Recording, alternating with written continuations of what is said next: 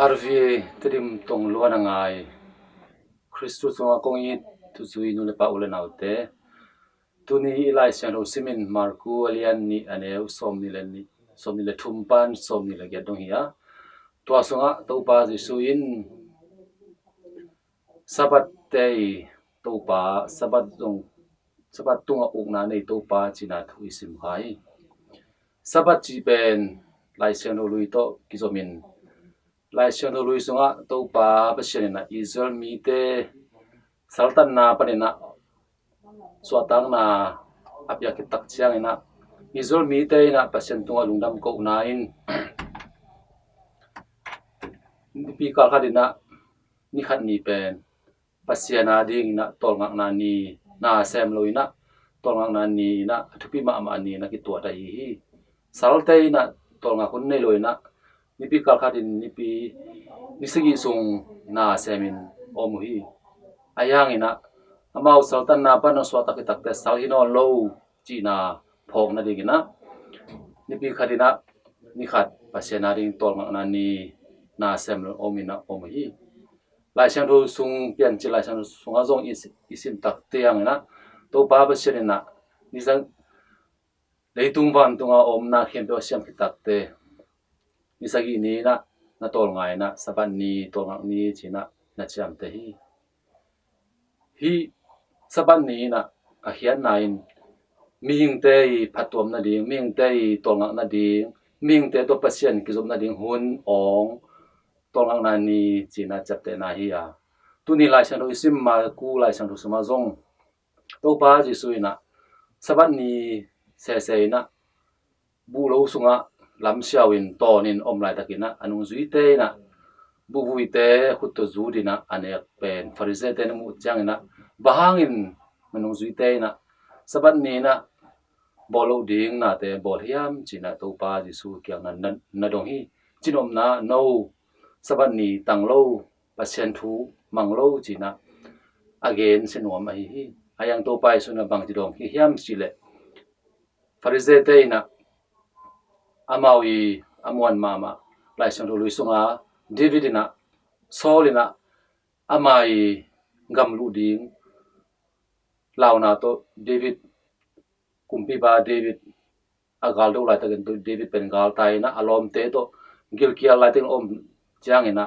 biakin pi sung lu dina champi te ne yak ding mo ne ne in alom no kal te ne hi china thu to pa ji suna na gen hi chinom na saban ni ei ta jong ina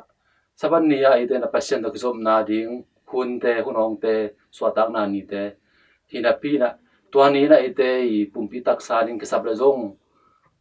ite na akisam bang ina saban ni te jong hi khuan bol khuan omi china to pai suna ong the sa hi sam pi te nek ding bek mo lum jong pen david na agil kyal lai takina anek na hangina mo na china koman na gen sakloi mo na bang sakloi to man na hi to pai suna genom na jong saban ni pen ming te ading phatom na ding na ki boli a ming te na saban ni ading na anung ta hi roi china thu ong the sa hi to man in saban ni chi pen